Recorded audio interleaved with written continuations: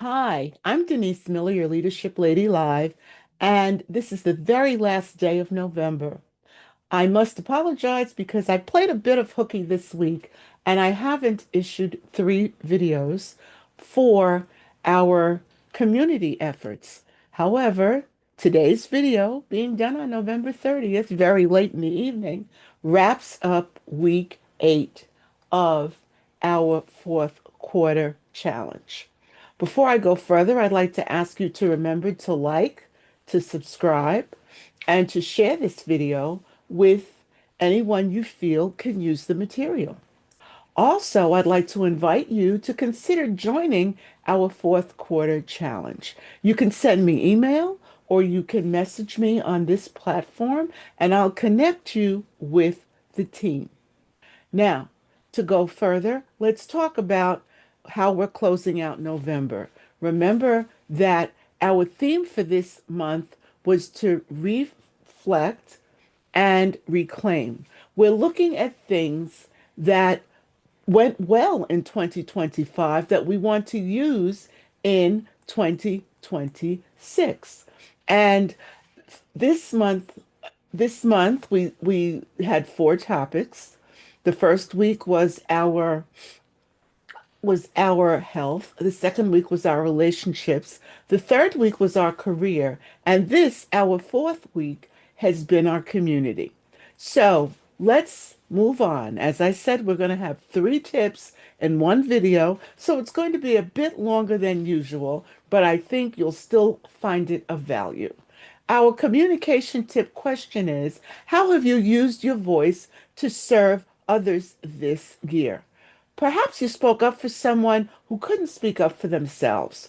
Or perhaps you advocated for someone who wouldn't have been believed or noticed or highlighted at work, or maybe the work of a more junior colleague or a member of your team.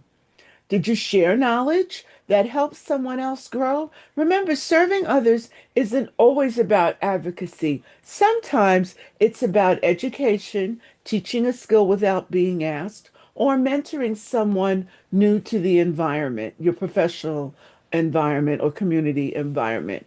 Did you exhibit the courage to speak the truth that helps someone to avoid a mistake or to see a blind spot?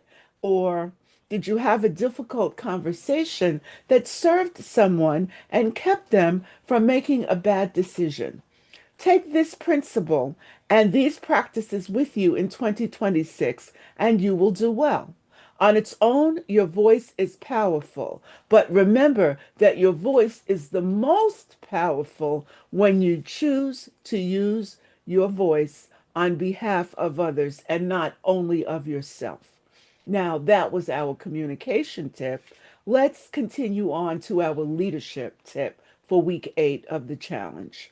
The question is, what did 2025 reveal about your influence in the community?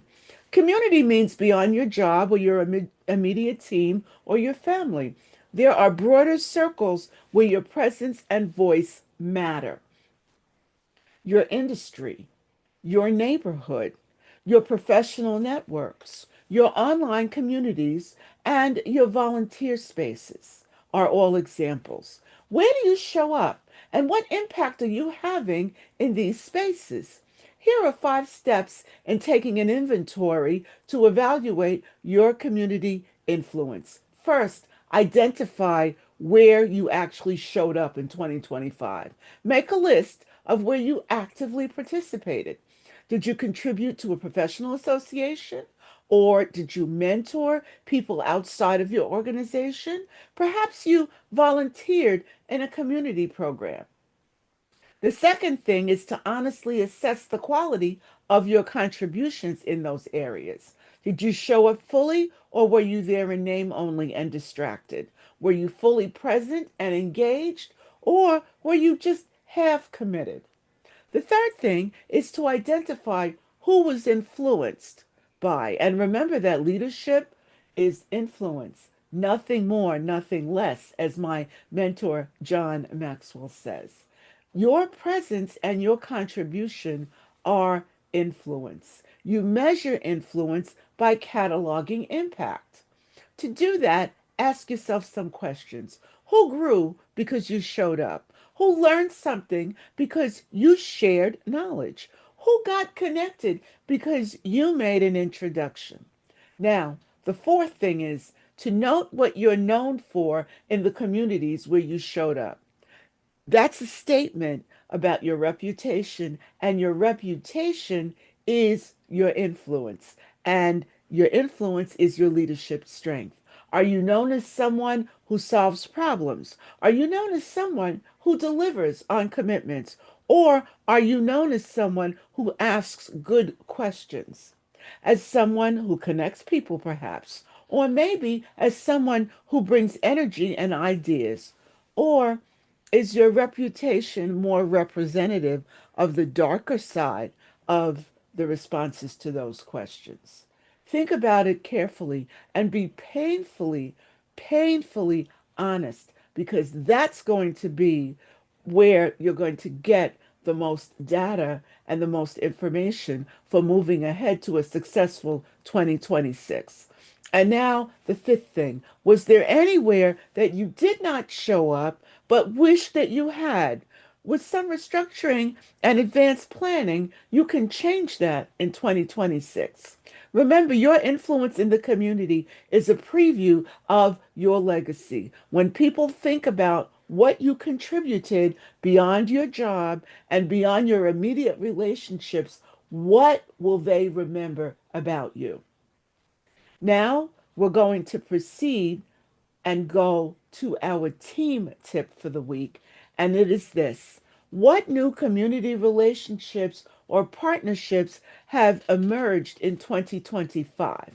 And this question is important because high performing teams don't operate in isolation. They build strategic relationships and partnerships that expand their capacity, that expand their reach, and that multiply their impact.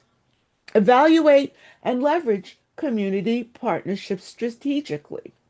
Community partnerships for teams can be defined as relationships your team builds outside of your immediate team structure, and that those relationships add value to your work. Partnering with another department or business unit within your larger organization can be that. Collaborating with an external vendor or consultant can also be that. And relationships with clients that evolved into strategic partnerships can also be that. You can connect with industry peers who became thought partners, or you can engage with community organizations that align with your team or your corporate mission. Now for the steps that take us into 2026 with those partnerships, or perhaps not. The first is assess which partnerships added the most value. Identify, second, what made those partnerships work so you have a clear understanding of the conditions that create successful partnerships for your team. The third is to make a plan focused on how to maintain and deepen the partnerships that you noted in step one. How will you continue to communicate? How will you show appreciation? What can your team do to add value to your strategic partner? Now, what can we do with what we learned today? First, identify one partnership gap that your team has, something your team needs that you don't currently have, and then brainstorm to see who could fill that gap. The second thing is, over the next 2 weeks, reach out to at least one potential partner to start building a relationship. Don't wait for January. Start the conversations now. Teams building strong community relationships and strategic partnerships expand their capacity and their impact. And remember, it is impact that will build and sustain your team's success in 2026. There we have it in a little under 10 minutes. We've given you all three tips for the week. I thank you so much for taking the time to listen. I hope you had a wonderful Thanksgiving, and I look forward to serving you in December, where we're going to start a new question for the month. Remember to like, to follow, to subscribe, to share, to invite someone to do this last 5 weeks of the fourth quarter challenge with you. And remember to connect with me about joining the fourth quarter challenge group. Take care. Be well.